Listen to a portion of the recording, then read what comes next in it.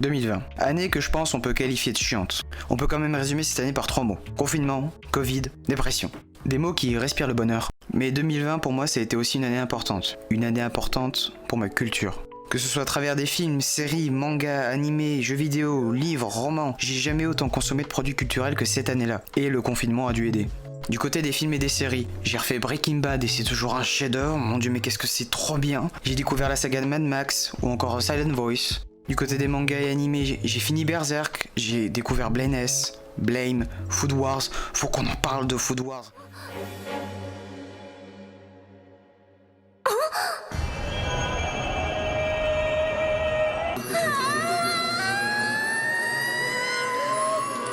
En fait, on va pas en parler. Dans la catégorie des jeux vidéo, j'ai refait Ocarina of Time, Breath of the Wild, j'ai découvert Blair Witch, Cyberpunk et j'ai passé des heures avec mes amis sur Sea of This. Bref, je vais pas vous résumer tout ce que j'ai consommé tout au long de l'année, il y en aurait pour des heures.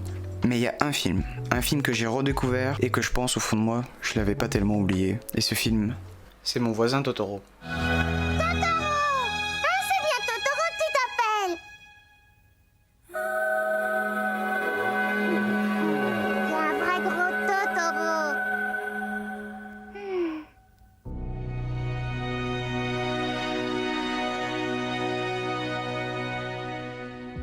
Donc Totoro, film produit par les studios Ghibli, sorti le 16 avril 1988. Réalisé par le grand Hayao Miyazaki. Si tu sais pas qui c'est, il a fait ça, ou ça, mon dieu, mais ça c'est incroyable. Bref, je pense que le monsieur en a sous le capot, si je puis dire. Et Totoro pour moi figure largement dans la catégorie des chefs-d'œuvre qu'il a réalisés. Le film commence avec les personnages de Mei et Satsuki, deux petites sœurs qui emménagent avec leur papa dans une nouvelle maison. Exploration, joie et bonne humeur règnent dans la découverte de cette maison. Elles découvrent les Noiraudes, petits êtres fantomatiques de poussière.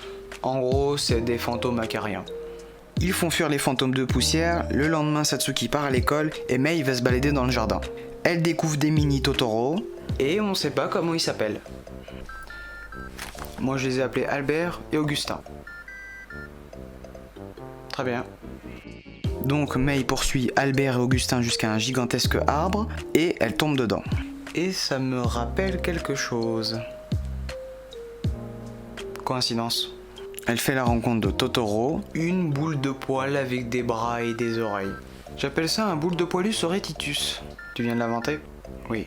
Mei s'endort sur lui, elle se réveille dans la forêt et elle raconte à son père et Satsuki qu'elle a vu le titre du film. Le film se passe et les deux sœurs vont vivre de nombreuses péripéties. Satsuki, elle, va découvrir Totoro et le Chabus.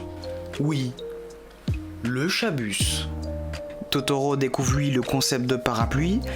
Elles font pousser des arbres en faisant des danses sataniques. Elles voyagent sur Totoro sur une toupie Beyblade. Pour l'instant, une enfance classique au Japon. On apprend tout au long du film que la mère des deux petites filles est malade et est à l'hôpital. Et ça pèse beaucoup sur les deux petites filles. Un jour, un télégramme arrive. Ce télégramme leur dit que leur mère ne pourra pas rentrer tout de suite car elle est toujours malade. Mei ne veut pas l'entendre et part à la recherche de sa maman et va en direction de l'hôpital. Mais malheureusement, elle se perd. Comment il la retrouve, je ne vous dirai pas, mais le film se finit sur quelque chose de très très beau. Bref, pourquoi Totoro c'est si bien à mes yeux? Le film parle d'une thématique que j'affectionne beaucoup. L'enfance. C'est le moment où on découvre le monde qui nous entoure, ici la campagne, la forêt. C'est très beau de voir des enfants découvrir ce monde, s'émerveiller sur des têtards, un ruisseau, une poutre moisie, mais si elles continuent là, elles vont mourir, mais bon c'est pas grave. Ce film est beau dans ce qu'il raconte à travers ces deux petites filles et leur imaginaire. Et tout prend sens dans cette scène.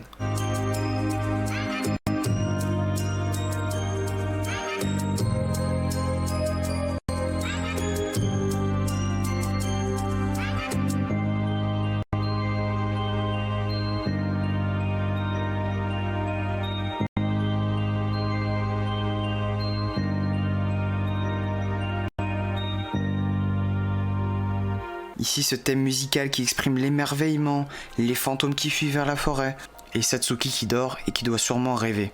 Et le rêve, est-ce que c'est pas l'endroit où reste encore une part d'enfance en nous?